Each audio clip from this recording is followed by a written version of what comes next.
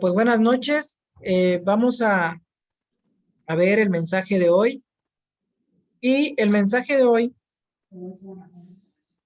está en el libro de Apocalipsis. Y pues bueno, para saber lo que es Apocalipsis, les voy a dar una pequeña breve descripción de lo que enseña la Escritura y que cuando yo lo vi, lo entendí de esa manera, me hizo ver o entender que es Jesús el que está hablando allí a, a nosotros, a ti y a mí. Jesús nos quiere hablar a través de este libro, a través de todo el Señor nos habla, ¿no? Hebreos habla acerca de que en otros tiempos, habiendo hablado Dios a través de los profetas, dice así Hebreos, hoy en este último tiempo nos ha hablado a través del Hijo. Dios siempre ha tenido algo que hablar a la humanidad, algo que hablar a nuestros corazones, y por eso aquí lo importante es que tú y yo tengamos nuestros oídos atentos a la voz de Dios, porque es allí donde vamos a obtener la bendición de parte del Señor para nuestras vidas en cuanto a la guía eh, y poder ser bendecidos en Él. Entonces, les decía, en el libro de Apocalipsis, es una revelación que Dios entrega al apóstol Juan. ¿Quién es el apóstol Juan? Es uno de los que en su momento eran apodados como los hijos del trueno. Eh, y les voy a leer un poquito el capítulo 1, cómo lo describe. Dice en Apocalipsis 1, dice, la revelación de Jesucristo. ¿De quién es la revelación? De Jesús, que Dios le dio para mostrar a sus siervos. ¿Quiénes eran sus siervos? Sus discípulos. Las cosas que deben suceder pronto. Él las dio a conocer, enviándola por medio de su ángel a su siervo Juan, quien dio testimonio de la palabra de Dios y del testimonio de Jesucristo y de todo lo que vio. Aquí cuando habla de Juan, dice de alguien que ha sido testigo de Jesús, que ha hablado de Jesús. A él, Jesús envió la revelación a través de un ángel a su discípulo o a su siervo Juan. Es una revelación que Dios entrega a Jesús o que Jesús tiene y se la entrega al discípulo Juan. Y luego dice el 3, ya ven que hay muchas bienaventuranzas en el libro de Mateo. Bueno, aquí tenemos otra bienaventuranza. Dice, bienaventurado el que lee y los que oyen las palabras de esta profecía, de esto que va a acontecer, de esto que viene de la boca de Dios y que es entregada en el corazón, en la mente de Juan. Dice, de los que oyen las palabras de la profecía y guardan las cosas que están escritas en ellas porque el tiempo está cerca. Imagínense que de los evangelios en los evangelios tenemos los relatos de la vida de Jesús, del nacimiento de Jesús, de la vida de Jesús, del ministerio de Jesús, de la muerte y de la resurrección de nuestro Señor Jesucristo y de la encomienda. Y luego en Hechos tenemos todo lo que aconteció la iglesia primitiva, y primitiva no es porque sean unos monos antes de ser humanos, es primitiva porque fue la primer iglesia que se consolida después de Jesús. O sea, hagan de cuenta que el pueblo de Dios de Israel es el judaísmo. Ellos practican la religión llamada el judaísmo, todo lo que conocemos. Pero cuando viene Jesús, hay un parteaguas donde se revela que el Mesías está ya acá en este tiempo, que ya llegó y tiene seguidores. Y esos seguidores empiezan a seguir un estilo de religión o de doctrina o de enseñanza que fue dada por Jesús, que era diferente a lo que ellos venían haciendo a través de ritos, todo un sistema. Y a donde quiero llegar con esto es de que luego están las cartas paulinas y viene al final la revelación de Jesús. Esto es la profecía de Jesús. Viene al final en los días de la vejez del apóstol o el discípulo Juan, el cual conocemos que él era llamado como el amado o el que se recostaba en el pecho del Señor, alguien que tenía una intimidad con el Señor, era uno de los íntimos, diríamos, del Señor. Cuando el Señor Jesús tenía que ir a algún lugar a orar, se apoyaba en Pedro y en Juan, los dos que estaban con él en todos los momentos, ¿no? Y recordamos que hay una revelación que Dios entregó a Pedro en la isla de Filipos, o vamos, en la región de Filipos, donde dice Pedro que Jesús es el Hijo de Dios. Cuando Jesús le hace la pregunta a sus discípulos, aquellos que creen en él, aquellos que han dejado su vida y empezaron a caminar con él, les dice que quienes decían la gente que era él. Y ahí recordamos en esos pasajes que dice, muchas gentes decían, no, pues unos dicen que tú eres Elías, otros dicen que tú eres uno de esos profetas, y así empiezan a decir, y Jesús les hace la pregunta, ¿y ustedes quiénes dicen que soy yo? O sea, ¿ustedes quiénes creen que soy yo? Y ya es donde nadie dice nada, mas Pedro, dice la Escritura, confiesa, tú eres el Cristo, el Hijo de Dios viviente. Y ahí Jesús le dice a Pedro, bienaventurado eres tú, Pedro, hijo de Simón, ¿verdad? Porque esta declaración que tú acabas de hacer no viene de parte tuya, sino que es algo que el Señor te ha entregado, es una revelación que viene de parte del Padre. Esto no fue de entendimiento, no fue de conjetura, esto viene de parte de Dios. Esto que tú acabas de confesar y declarar es una revelación del Padre que vino sobre ti. Bueno, aquí vemos cómo Pedro recibe esta revelación de parte de Dios, afirmada y confirmada por Jesús, pero en Apocalipsis, o el libro que se llama Apocalipsis, es toda una revelación que el discípulo amado, aquel que estuvo a los pies de la crucifixión de Jesús, aquel a cual Jesús le dijo, y madre ahí tu hijo, hijo ahí tu madre, recibe en la vejez la, la revelación que Dios recibe de parte del Señor y se la envía al discípulo amado, a Juan, para que él escriba y selle y le empieza a mostrar todo. Y no sé si ustedes ya tuvieron la oportunidad de leer el libro de Apocalipsis. Definitivamente que es un libro complicado en el sentido de que tiene mucha similitud a los libros de Ezequiel o Ezequiel en el Antiguo Testamento y tiene muchas figuras. Sin embargo, es muy digerible el mensaje que está ahí escrito al principio y al final, y viene temas escatológicos, esto es, temas que son para los últimos tiempos, cosas que estarían sucediendo, pero que tú y yo debemos de conocer y de guardar. Y aquí el mensaje que yo quiero darles hoy es el mensaje que recibí de parte de Dios y que se los quiero compartir. Es un mensaje titulado en el versículo 2 de Apocalipsis.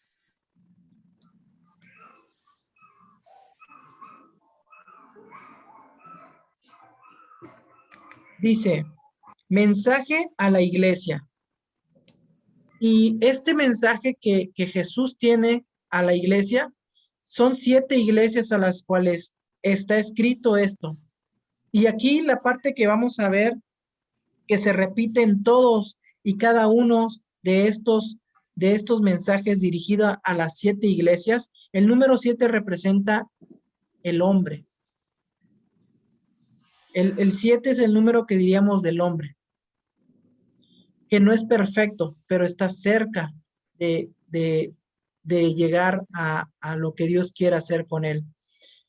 Y aquí, cuando nosotros estudiamos este pasaje de la Escritura, vamos a ver que nos encontramos en algunas facetas o etapas en algún momento de nuestra vida. Y Dios está hablando a tu corazón. Por eso es importante que lo conozcamos y que pues atendamos el mensaje que está allí. Otra cosa que yo quiero darles es, recordemos que tú y yo hoy tenemos una bendición hermosa en Jesús. Tenemos la gracia. O sea, imagínate que Dios es tan bueno en misericordia y amor que podemos entrar tú y yo, como dice Hebreos, confiados, en confianza, en libertad, no con temor, no con miedo, sino con confianza. En el momento difícil, en el momento de angustia, en el momento de la enfermedad, en el cualquier momento que estemos pasando en nuestra vida cristiana, hoy, tú y yo podemos venir delante de Dios por ese camino que Jesús dejó abierto. Esto es mediante Jesús. No es de otra manera que podemos venir a Dios. Es solamente mediante Jesús. Dice la Escritura que podemos venir confiadamente delante del trono de gracia para hallar oportuno socorro, ¿no?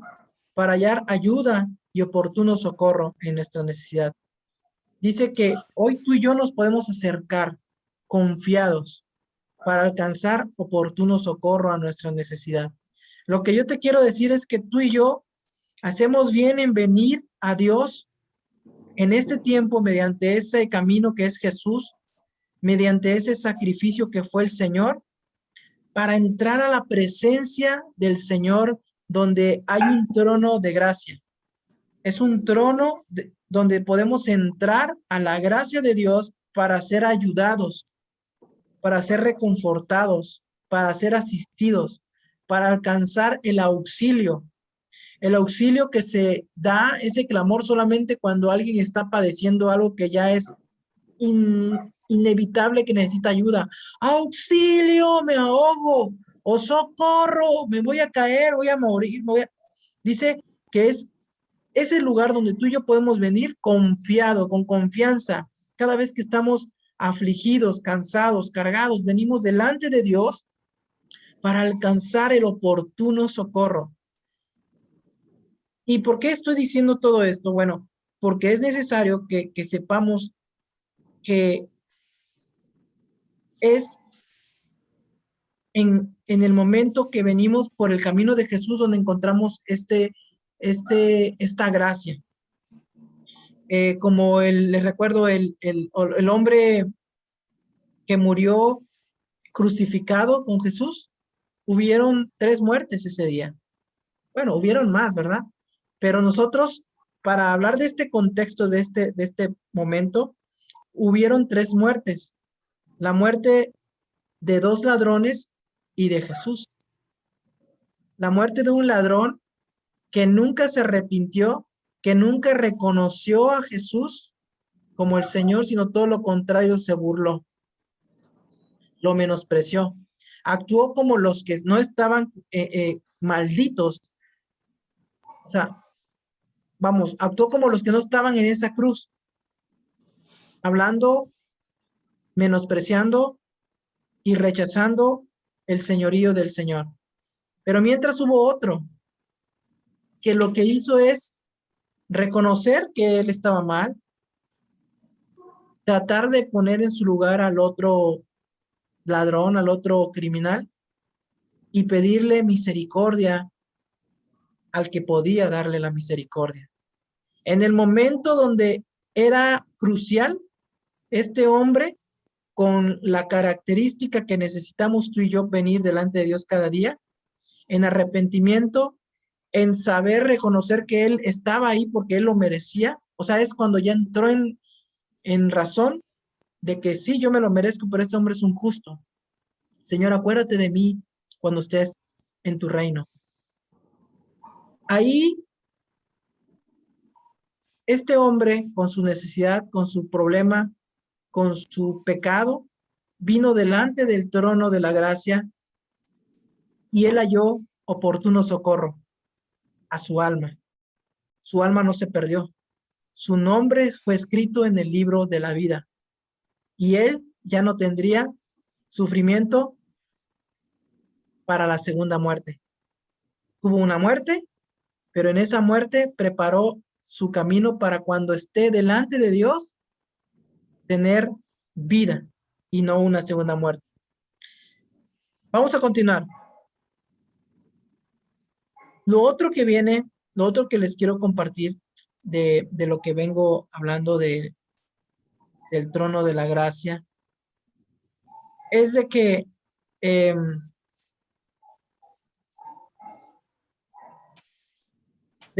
aquí los mensajes de Dios hacia nosotros, la iglesia, es que debemos estar alertas, de que debemos estar velando, de que debemos estar despiertos y no dormidos, porque entrar en la tentación es un problema si no estamos velando. Entonces vamos a leer. De verdad, se me fue algo que les iba a decir, pero ahorita confío en el Señor que lo voy a recordar. Mientras vamos a leer. El mensaje que vamos a encontrar en todas que le da a las iglesias es este. El Señor conoce tus obras. El Señor conoce lo que tú haces. El Señor conoce lo que tú y yo hacemos. Es un común denominador en todas el mensaje que le da a las iglesias. Y en todos estos mensajes que le da a la iglesia, Él se presenta. Y yo les pido que se tomen el tiempo, porque no me va a dar tiempo para que lo veamos, donde el Señor se presenta de una manera poderosa, majestuosa, para que le conozcamos más quién Él es. Pero por sobre todas las cosas, lo que se va a repetir en todo este mensaje a las iglesias es que Él conoce nuestras obras. Él conoce el esfuerzo que hacemos. Él conoce todo lo que estamos haciendo bien, pero Él también conoce las cosas que tú y yo necesitamos modificar. Les voy a leer 2:2. Dice, yo conozco tus obras, tu fatiga y tu perseverancia, y que no puedes soportar a los malos y has sometido a prueba a los que se dicen ser apóstoles y no lo son, y los has hallado mentirosos. Tienes perseverancia y has sufrido por mi nombre y no has desmayado. Y aquí viene algo que debemos atender. Dice, pero tengo esto contra ti, que has dejado tu primer amor. Vamos a dejarlo ahí. Has dejado tu primer amor. Y es algo que Dios quiere decirnos a nosotros. Dice, porque has dejado las primeras obras. Has dejado de hacer las primeras obras que hacías. Y el primer amor es hacia Dios, pero también es hacia las personas. El primer amor también es hacia los hermanos en la congregación. El primer amor es aquel cuando nosotros ya nos fastidiamos de la gente. Porque ese primer amor, cuando conocemos al Señor, es ese amor, ese enamoramiento que queremos compartir de su gracia, de su amor, de su verdad a todos. Y es un amor hacia aquellas personas que no le conocen. Es un amor hacia Dios apasionado. Entonces, hay cosas que tú y yo necesitamos retomar en Dios para buscarle. Porque el Señor nos está dando una llamada de atención. Dice, recuerda por tanto de dónde has caído y arrepiéntete. Y haz las obras que hiciste al principio. ¿Ven? Y dice otra cosa que también es un sello de Dios. El que tiene oídos para oír, oiga. Oiga lo que el Espíritu dice a las iglesias. Y luego habla del vencedor. Le dará, a cada uno le va dando algo diferente. Y el mensaje que le voy a leer, el que a mí me llamó mucho la atención. Leí todos, pero les digo, no lo vamos a leer. A la iglesia que peor le fue, es a la de Sardis. Y esa es la que les voy a leer. No porque yo tenga algo que decir, porque les conozca algo, o esta palabra es para él o para ella. No, es porque es el mensaje a la iglesia y tú y yo somos la iglesia. Y debemos tomar todos estos mensajes a cada una de las iglesias donde hay un común denominador que es el Señor conoce tu corazón. La Biblia dice en el Antiguo Testamento que engañoso es el corazón más que todas las cosas. O sea, no podemos pensar que somos buenos. Y si pensamos que somos buenos, bueno, te estás engañando. Tu corazón te está engañando. Es importante que estemos viendo nuestra condición para venir delante de Dios cada día, porque abogado tenemos para con el Padre a Jesús el justo. Es un camino de arrepentimiento, es un camino de enderezar nuestro caminar para caminar hacia Él. A Jesús no podemos, dice la Escritura, les digo esto, dice en Filipenses, dice que toda rodilla se doblará y confesará que Jesús es el Señor. Ojo, toda rodilla de aquellas personas que tú conoces, que no siguen al Señor, que han rechazado el mensaje, que se han burlado, que están actuando de manera contraria al amor de Dios, ellos van a doblar sus rodillas delante del Señor Jesús y van a confesar que Él es el Señor. Pero yo no sé si ellos van a poder alcanzar la misericordia que tú y yo alcanzamos hoy. Esa misericordia a la cual tú y yo podemos entrar confiadamente para alcanzar oportuno socorro. Esa misericordia y esa gracia que tú y yo tenemos hoy para venir delante del Padre para confesar nuestros pecados, porque abogado tenemos para con el Padre. Cuando hablo, yo no sé si ellos van a poderla alcanzar, es porque la Biblia dice que está establecido para todo hombre que muera una sola vez y después el juicio. ¿Qué significa? Que una vez que uno muere, si no confesó en vida a Jesús como su Señor y su Salvador, lo va a hacer, aunque no lo haya hecho. Pero no sabemos qué va, bueno, sí sabemos qué va a pasar porque la Biblia describe lo que sucederá con aquellas personas que se encuentren delante del trono de Dios en ese día final. Porque quiero que recordemos que nosotros tenemos como doctrina que estaremos un día delante de Dios y habrá un juicio. Los que hicieron lo bueno vendrán a resurrección de vida, pero los que hicieron lo malo irán a resurrección de perdición. O sea, tendrán un daño de la segunda muerte. La muerte uno para ti, para mí es esta física. Estaremos dormidos, estaremos delante del trono blanco, el trono de Dios, y de allí seremos juzgados delante de Dios. Y si nosotros contamos con esta vestidura del Señor Jesús, entraremos a la presencia del Señor, donde no habrá nada de dolor ni llanto. Pero si nosotros no somos hallados en la justicia de Jesús, dice la Escritura que serán lanzados al lago de fuego, preparado para el diablo y sus ángeles. ¿Por qué estoy hablando de esto? Porque ese es el mensaje que está en el Evangelio, es el mensaje que Dios, que Jesús mandó a Juan para que mandara a la iglesia, para que lo conozcamos y estemos conscientes de este mensaje. Entonces, todos vamos a confesar a Jesús, tarde que temprano. Nosotros ya lo confesamos. Nosotros ya doblamos nuestras rodillas delante de Jesús y tenemos la bendición de haber sido alcanzados, redimidos, enamorados de Él y estamos caminando en este camino. Pero les decía, vamos a ver el mensaje que Dios tiene para la iglesia que peor les fue, es Sardis. Dice, escribe el ángel de la iglesia en Sardis. Escribe al ángel de la iglesia en Sardis. El que tiene los 7 espíritus de Dios y las 7 estrellas dice esto: yo conozco tus obras, es lo que les decía, el Señor nos conoce. Meditemos en que el Señor conoce lo que hay en mi corazón y mi pensamiento. Por eso yo no puedo por un momento pensar que soy bueno, porque nuestros corazones continuamente, cuando no estamos velando, se desvían. Vamos a continuar. Dice, el que tiene los 7 espíritus de Dios y las estrellas dice esto: yo conozco tus obras que tienes nombre de que vives, pero estás muerto. Ponte en vela y afirma las cosas que quedan, que están a punto de morir, porque no he hallado completa tus obras delante de mi Dios. Acuérdate, pues, de lo que has recibido y oído, guárdalo y arrepiéntete.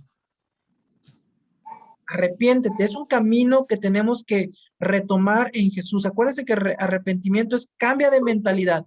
Lo que has venido pensando en este tiempo, que dices que estás en Cristo, pero en realidad no estás caminando en Cristo, arrepiéntete. Guarda las palabras que yo te he dado. El camino que todavía estás guardando, que está a punto de que ya también lo sueltes, retómalo. Acuérdate pues de lo que has recibido y oído, guárdalo y arrepiéntete, cambia tu mentalidad. Por tanto, si no velas, o sea, si te estás durmiendo, vendré como ladrón y no sabrás a qué horas vendré por ti. Ese mensaje de Jesús. Pero tienes unos pocos en Sardis que no han manchado sus vestiduras y andarán conmigo vestidos de blanco, porque son dignos. Lo que te hace digno a ti y a mí delante de Dios son las vestiduras que Jesús nos ha dado. Vestidos y revestidos del Señor Jesucristo. Es lo que nos hace estar limpios. Dice el vencedor, será vestido de vestiduras blancas y no borraré su nombre del libro de la vida y reconoceré su nombre delante de mi Padre y delante de sus ángeles. El que tiene oídos, oiga lo que el Espíritu dice a las iglesias.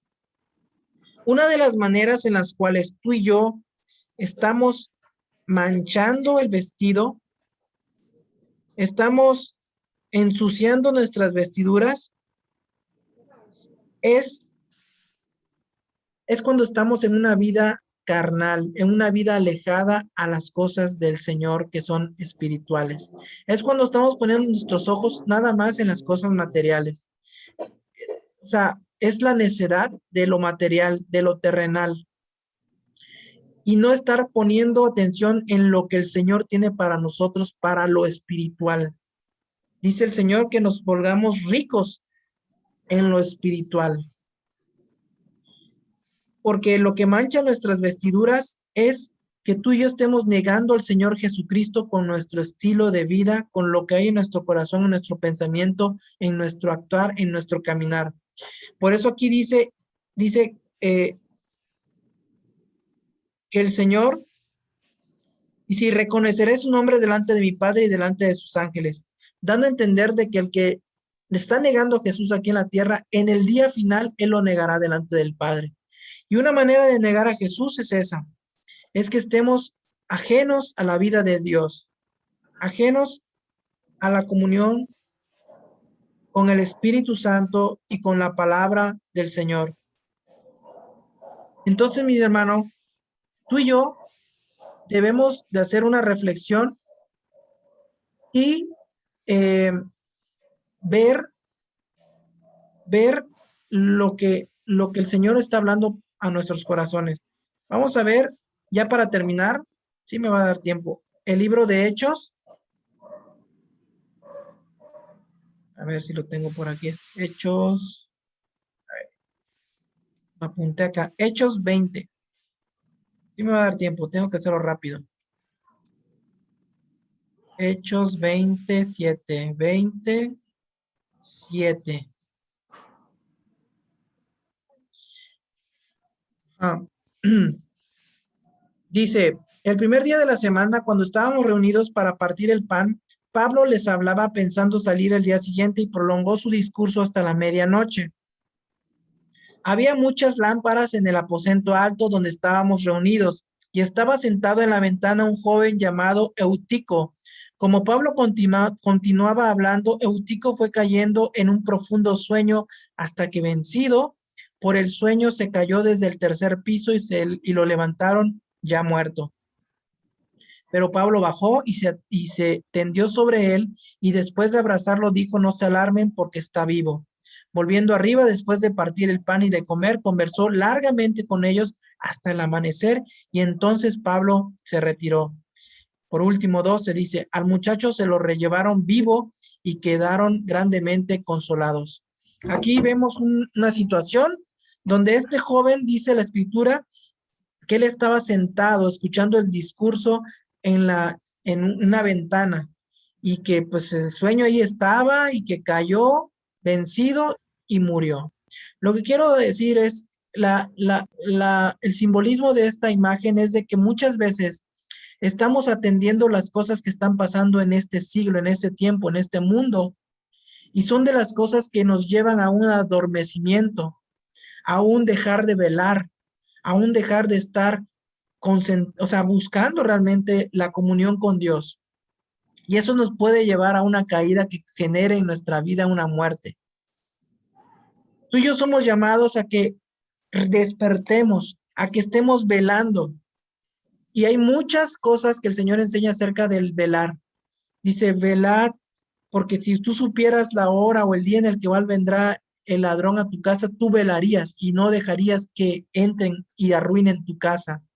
Así tú y yo tenemos que estar continuamente delante del Señor, venir y pedir perdón delante del Señor, estar viniendo cada día, cada momento a su escritura y a Él, para estar retomando la vida de Dios, estar viendo lo que nos está pasando en el mensaje que Dios da a la iglesia.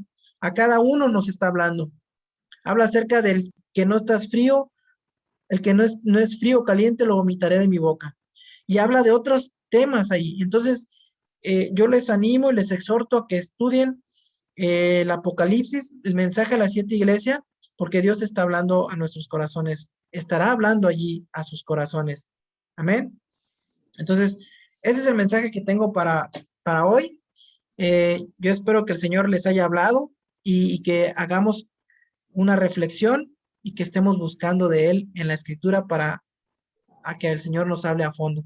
Ya no nos va a dar tiempo, hermanitos, pero que el Señor les bendiga y pues estamos en contacto. No nos va a dar tiempo de orar para terminar, no quiero que termine antes, pero pues que el Señor les bendiga a todos.